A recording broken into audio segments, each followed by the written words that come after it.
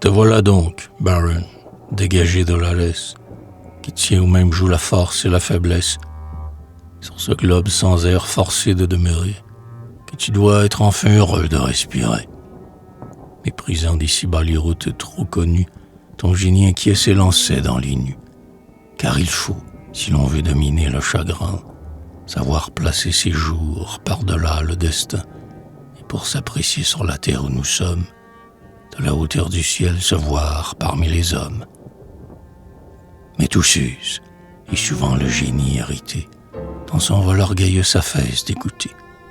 De son essor alors pour épuiser le reste, tu vouais au plaisir cette vigueur céleste, et renouant des faits rompus à chaque instant, ceux qui t'ont vu changer te crurent inconstant. Non, tu ne l'étais pas.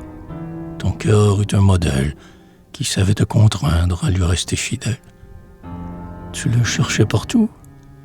Si tu l'avais trouvé, mais qui peut rencontrer ce modèle achevé, ce type précieux d'une beauté sublime, qui vit dans la pensée, l'exalte et l'anime. Le grand homme est celui dont l'esprit vigoureux, des vertus de plusieurs, est un tout généreux. Le ciel a dans son cœur multiplié notre âme. Si l'on cherche une égale où reposer sa flamme, les traits en sont épars, il faut les réunir. Vers le ciel qui l'attend avant de parvenir, l'aigle royal qui plane au-dessus des campagnes s'arrête lentement de montagne en montagne, du soleil paternel montant toujours plus près, et c'est lorsque son œil, essayant leur sommet, sous son aile en feu vu ramper le tonnerre, qu'il daigne asseoir son vol et suspendre son air.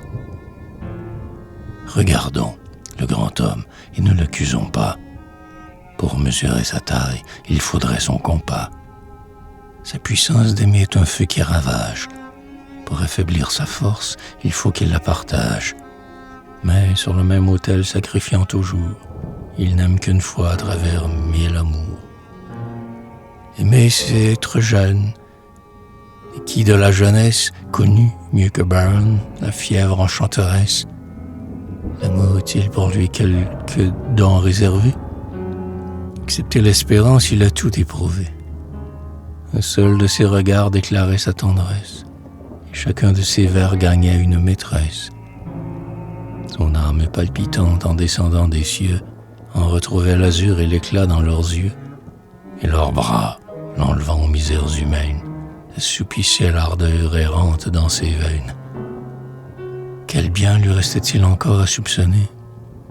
Le sort, après ceux-là, n'a plus rien à donner.